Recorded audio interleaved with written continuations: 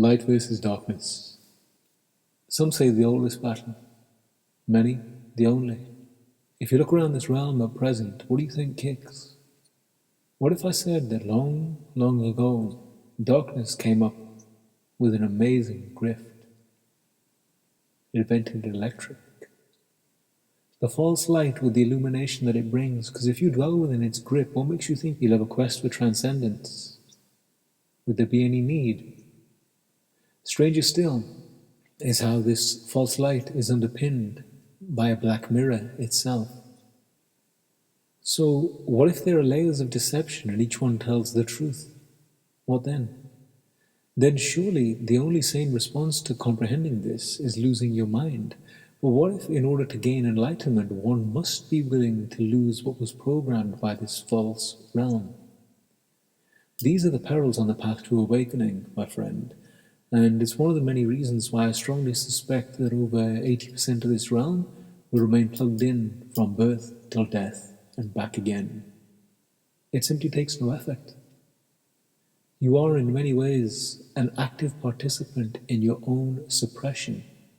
And it feels quite pleasurable as well to do that, which is the oddest thing because everybody is doing it. It's like the psychology of crowds, where a mild-mannered accountant from Chigwell can lose his mind and kick someone's head in just because people around him were getting ill. Now, on his own, he would never do such a thing. When tapped into this morphic field of resonance, it unleashes all that he had been suppressing within for his entire life, and then it finds a vent.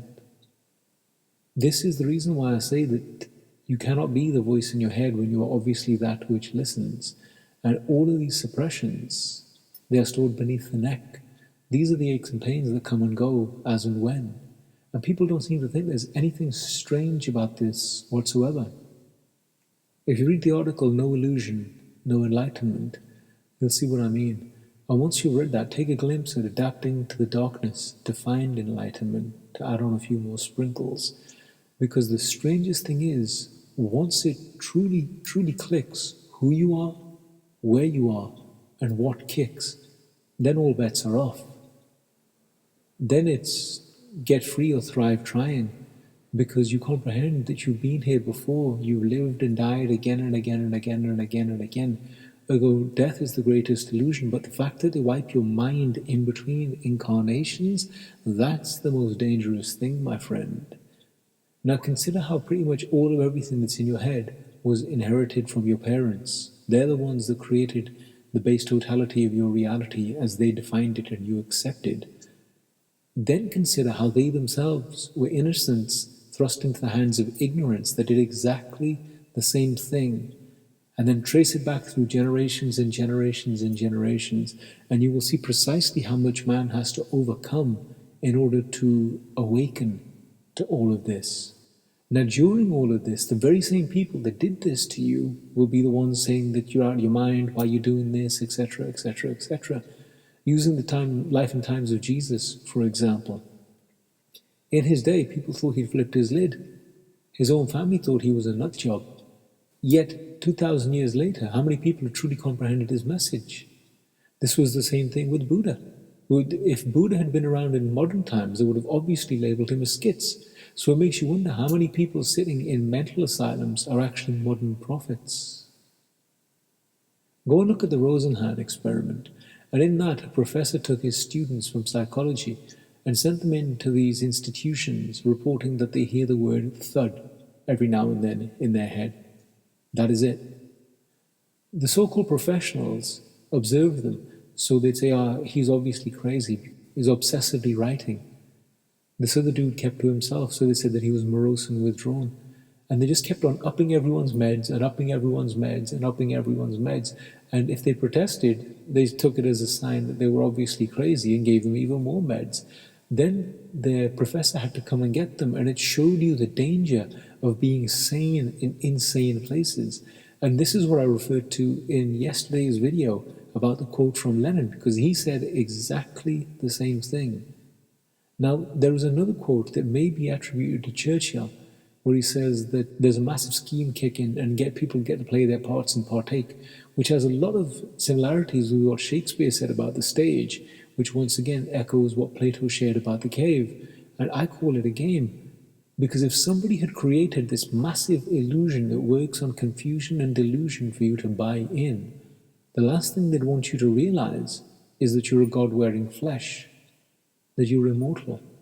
Because if that was the case, then who would clean the toilets? Now let's pretend that there's a clique who know the truth about this, and they in turn designed their own living heaven, which is a hell for the rest. So if you ever wondered why there is such a unequal split in this world, that is it. But if tomorrow somebody pressed a reset button and gave everyone equal riches, I guarantee you within a few generations it will be back to the same way it was. And there's a reason for this. Once you comprehend that, which I'm not going to tell you, think about it yourself. Once you comprehend that, then a whole load of other things shift.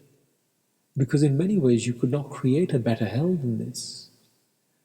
If there was a devil with a pitchfork and all the stereotype things that you associate, you would know you messed up when you incarnated there, correct?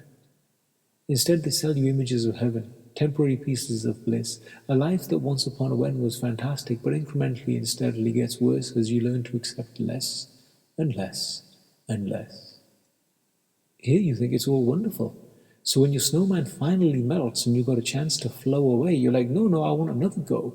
And this links back into the old ancient Cometian hard against a feather thing, because that's what keeps you pinned. Read the article, Reincarnation is the side effect of a life addiction, and that'll give you a hint about what I'm talking about here.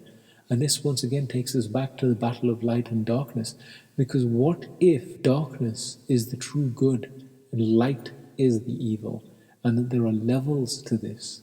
I mean, there are obviously two speeds of light, yes? There's other reasons why I've said this, and I've hinted at it in a couple more of our texts, but I want you to ponder it yourself, my friend. Because if this place is a closed loop, i.e., how what Einstein said about energy cannot be created or destroyed, only repurposed, then that explains why the less people there are, the more intelligent they're going to be, because they're processing more bandwidth, which shows you why there's going to be depopulation, which shows you why the air, water, and everything else is full of like noxious things which have been completely normalized. Once you start putting all these pieces together, you don't need a tinfoil turban. You don't need to be a conspiracy theorist.